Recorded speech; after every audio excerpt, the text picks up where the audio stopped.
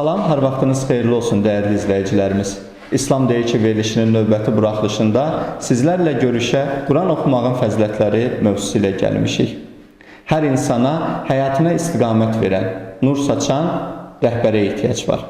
Biz müsəlmanlar üçün isə bu rəhbər Quran-ı Kərimdir. Allah Taala buyurur, həqiqətən bu Quran ən doğru yola yönəldir.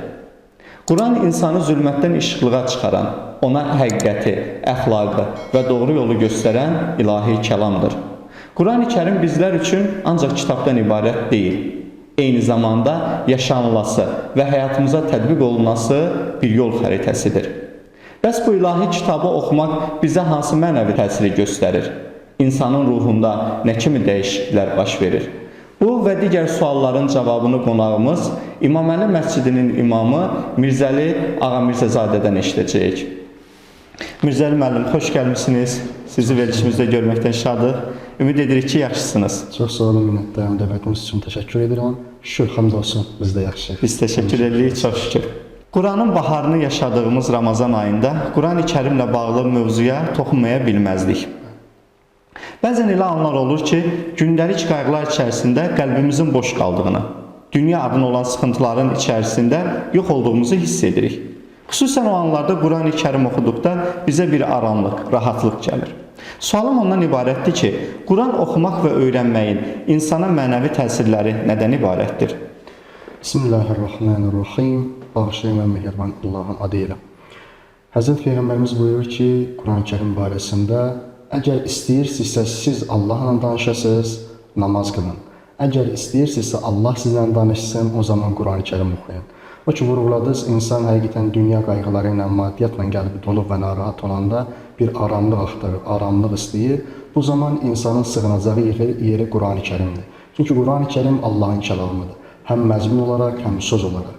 Əziz Allahımız da Quran-ı Kərimdə oxuyanda sanki birbaşa bizim özümüzlə danışır. Böyüklər tövsiyə edirlər ki, Quran-ı Kərim oxuduğun zaman Həzrət Peyğəmbərə nazil olub bir zamanlar və indi 1400 ildən sonra mən həmin kitabı açıb oxuyuram şəkildə oxumur.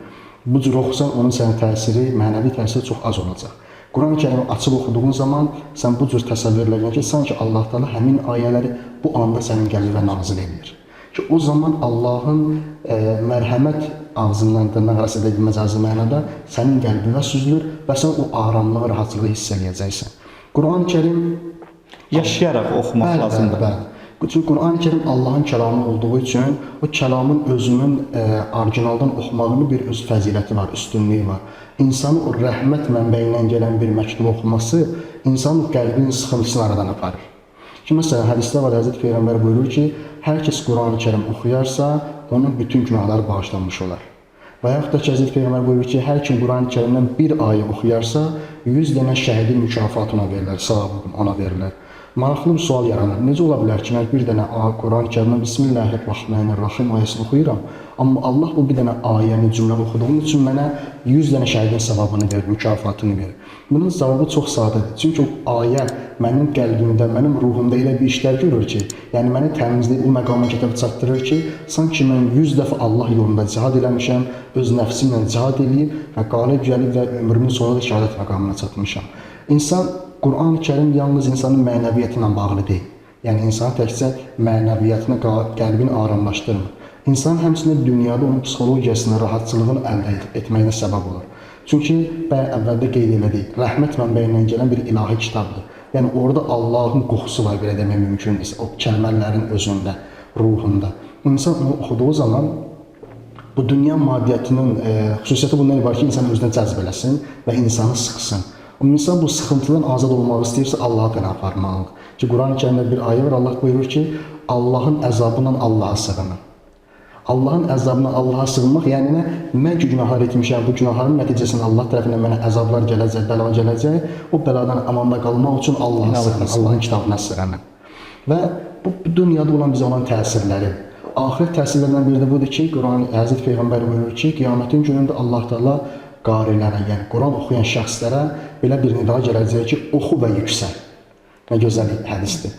Oxu və yüksəl. Quran-ı Kərimə nə qədər əzbərə bilirsən və ya üzrünü nə qədər oxuya bilirsənsə, oxu günən və yüksəl günən. Amma Allah eləməsin, Allah'a sığınaq o zaman ki, Allah Taala bizə desin ki, oxu və tənəzzül elə, cəhənnəmin ən aşağılarına getkin. Ki, Quran-ı Kerim ve eyni zamanda Ramazan ayında Quranın baharıdır dedi. Allah Teala Ramazan ayına o kadar fəzilət verib. O bunu deyə bu sözümün tam mənası aydın olsun. Allah Teala Ramazan ayının barəsində çox fəzilətlər var, bilirik də. Həzrət Peyğəmbər buyurur ki, Ramazan ayı daxil olduğu zaman insan əgər bu ayda oruç tutarsa, özünün üzərində işləyərsə, nəfsini və qəlbini təmizləyərsə, Ramazan ayı çıxdığı kimi o bütün günahlar və çirkinliklər də insanın qəlbindən və ruhundan xaric olar. Amma başqa bir hədisdə buyurur ki, əgər Ramazan ayı çıxa və insan özünü Allah qatında bağışlatdıra bilməyə ən bədbəxt insandır. Ay olsun Allah. Niyə ən bədbəxt insan? Çünki bu qədər fəzilətin, mərhəmətin və bu qədər güzəştli olunduğu bir zamanda əgər mən özümü təmizləyə bilmədimsə, qəlbimi təmizləyə bilmədimsə, ən bədbəxt olmağa layiqəm.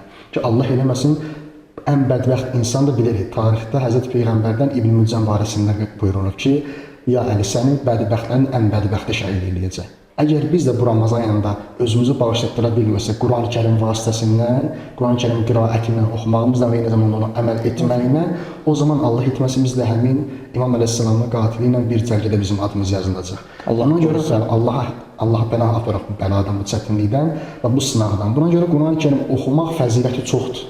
Amma onu oxuyub əməl etməsək, o zaman həm dünyada tənəzzül eləyəcək və həm də axirət tənəzzül eləyəcək. Amma əgər oxusa, Allaha pənah aparsa, o zaman həm dünyada ucalacaq. Peyğəmbər bir hədisində buyurur ki, Quran oxuyanlara xüsusi hörmət göstərin. Çünki onların dilindən və qəlbindən Allahın kəlamı sözülür. Allah onların vasitəsilə sizinlə danışır. Və qiyamətin günü Allah təala bizə buyuracaq ki, oxu və yüksəl. Beşinin ən ali zirvələrinə qədər gedib çıxa bilərik inşallah. İnşallah yüksələnlərdən olaraq Mirzəli müəllim. Bəzən insanlar müntəzəm olaraq Quran-ı Kərimi oxumaq istəsələr də, bu vərdişi davamlı hala gətirməkdə çətinlik çəkirlər. Quran-ı Kərimlə olan bağımızı möhkəmləndirmək üçün Quran oxumaq vərdişini necə qazanmaq olar? Allah Teala Quran-ı Kərimdə buyurur ki, "Varattil Qur'anı tərtilə." Quran-ı Kərimi tərtillə, gözəl bir formada oxuyun. Biz də gözəl şəkildə oxumağımız üçün gərək Quran-ı Kərimi üzrdən oxuya bilək. O vərdiş bizdə yaransın. Əgər o vərdiş bizdə yaranmasa, o zaman Quran-ı Kərimi Allahın əmrinə itaat edərək oxuya bilmədik. Allah bizə deyir ki, "Varattil Qur'anı tərtilə." Quran-ı Kərimi gözəl bir şəkildə oxuyun, gözəl bir biçimdə oxuyun. Bunun üçün bizdə vərdiş yaratmalıyıq. Bu vərdişin yaranması üçün də ən gözəl fürsət elə Quran-ı Kərim bahar olan Ramazan ayıdır. Ki bu elə bir aydır ki, "Xayrun min əlfi şəhrdə" Allah Teala buyurur.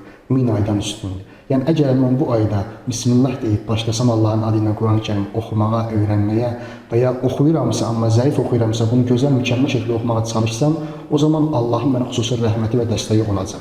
Bunun üçün insan özünə proqram çizməlidir.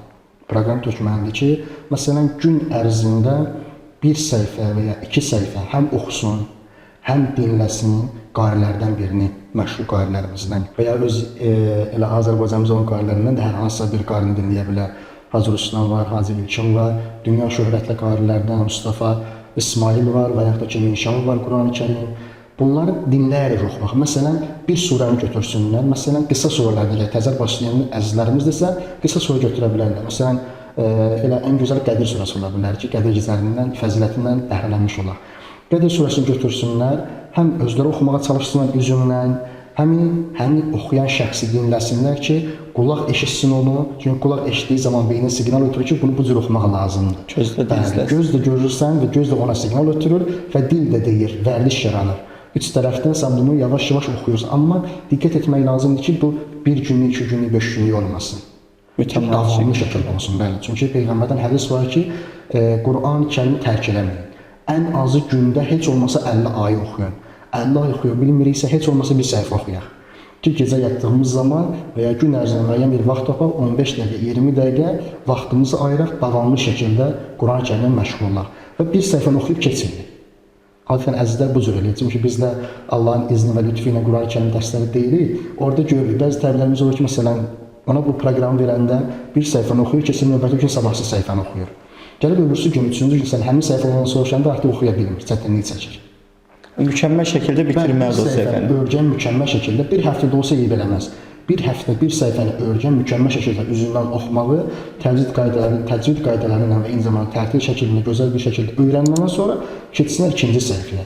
Əgər bu formada özümüz üçün bir proqram tərtib edəsək, ən azı bir illik, o zaman görəcək ki, biz artıq Quran-ı Kərimi rahat şəkildə öz ana dilimiz kimi özündən rahat şəkildə oxuya bilirik.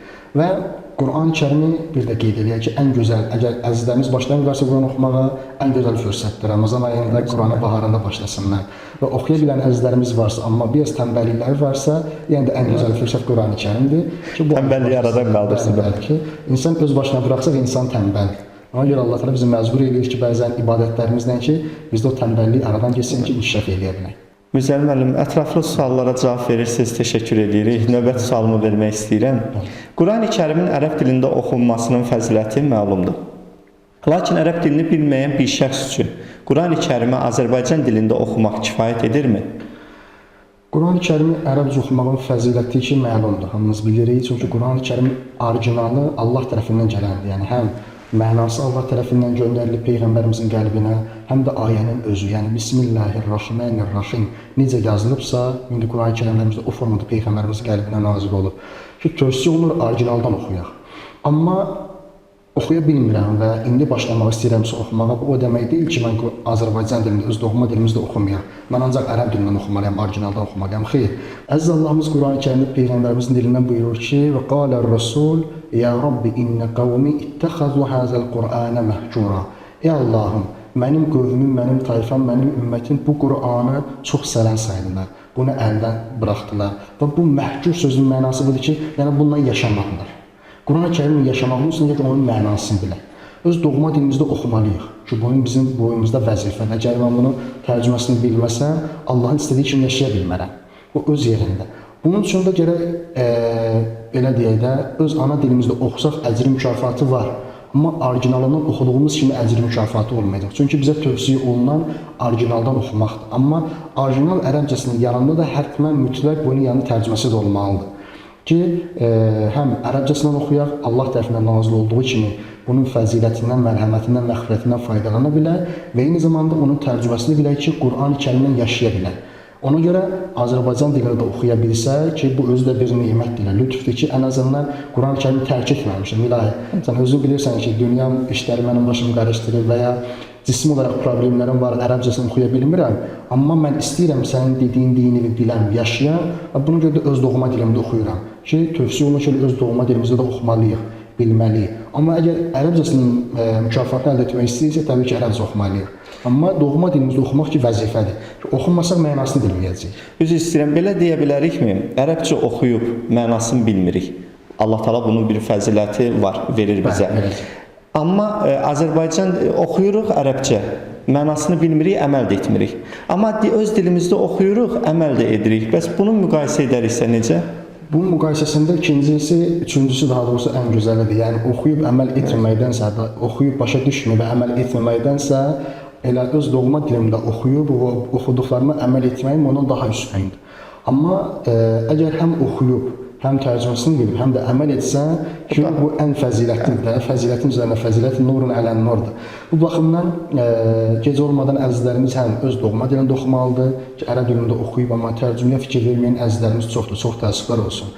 Buna görə də həmin əzizlərimizi din adı altından aldadıb yoldan çıxardırlar və İslam dilinə xaric edirlər, başqa məqsəd üçün istifadə edirlər onlar. Ona görə həm ərəbcə oxumağa çalışmalıyıq və eyni zamanda ərəb dilinin yanında mütləq şəkildə tərcümə olmalıdır ki, indi məsələn elə bizdə öz doğma diyarımızda Vasif Məmmədəliyev Allah rəhmət eləsin gözəl tərcümə qoyub gedir və indi həmin tərcüməni gözəl bir şəkildə nəşr edirlər. Məsələn, sağ tərəfində ərəbcəsini yazıblar, sol tərəfində tərcüməsini yazıblar. Çox gözəl olar ki, insan həm ərəbcəsini oxusun buradan, həm də sol tərəfindən də onun tərcüməsini oxusun və onu başa düşsün. Allahın məndən danışdığını başa düşsün. Əvvəldə qeyd elədik ki, Qurani-Kərimdən Allah bizlə danışır, Qurani-Kərim vasitəsindən. Əgər mən bunun tərcüməsini bilməsəm, mən bilməyəcəm Allah mənə nə yazıb. Sanki mənə bir dənə xarici dildə məktub gəlir, mən də axı cəmaata oxuduram ki, bunu oxuyun görün mənə nə deyib. Mən özüm başa düşmürəm. Bəzi məktublar var ki, onun içərisində sənə məxsusdur, sənə özəl sözlər var orada. Ona görə çalışmalıyıq həm ərəbcəsini oxuyaq və bunun böyründəki mütləq və mütləq olmalıdır ki, Allahın bizdən danışdığı, bizə göndərdiyi məktubu özümüz şəxsən oxuyaq başa düşək ki, problem olarsa, başa düşmədiyimiz yerimiz olarsa, o zaman ki, o elm əhlindən soruşub müraciət eləyə bilərik. Amma bu mütləqdir ki, Azərbaycan dilində Qurani-Kərimin tərcüməsini oxumalıyıq. Ki, bunun özünün də əcri və mükafatı Allah qatında var. Siz qeyd elədiniz həm ərəbcə, həm Azərbaycanca, hətta mən bir Qurani Kərimdə görmüşəm, ərəbcəsi, transkripsiyası və hətta yanında Azərbaycanda tərcüməsi də var. Bizim oxumağımız üçün bütün şərait yaradıb. Bir dənə qalıb bizim öz səyimizə ki, biz başlayaq. Bəli. Hz. Muhammed sallallahu aleyhi və aleyhi və səlləm buyurur, Quran oxuyun. Çünki Quran qiyamət günündə onu oxuyanlara şəfaət edəcəkdir.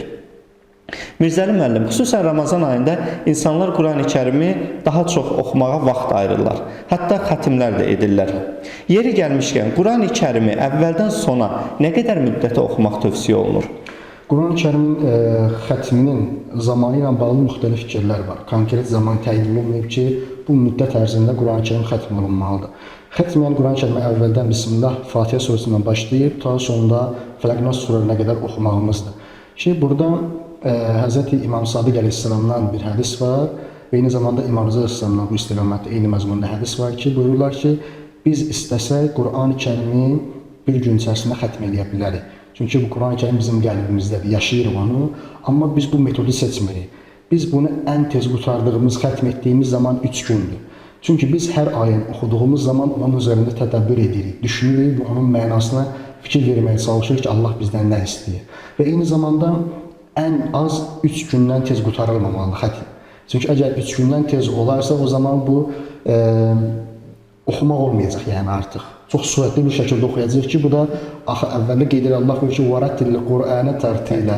Tərtillə gözəl bir formada oxuyun. Həm təcvid qədər diqqət edin, həm onun mənasına diqqət edərək oxuyun ki, bu sizə faydasını versin. Buna görə ən azı oxuyan əzizlərimiz 3 günə eləyə bilərlər, amma bu tövsiyə olunmur. Ən azı 1 aya, 15 günə, çünki bu istiqamətdə hədislərimiz var Peyğəmbərimizdən və məsumlardan ki, 14 günə qurtara bilərsiniz, 1 aya qurtara bilərsiniz, maksimum 1 aydır yəni. Çox da qurtara bilərsiniz. Məsələn, bəzi əzizimiz ola bilər ki, götürüb bir səhifəni oxuyur, onun üzərinə çoxlu düşünür. Bunun faydası, əcri, mükafatı Quran-ı Kərim oxuyub başa düşmədən xətm olmanın səbəbindən daha çoxdur.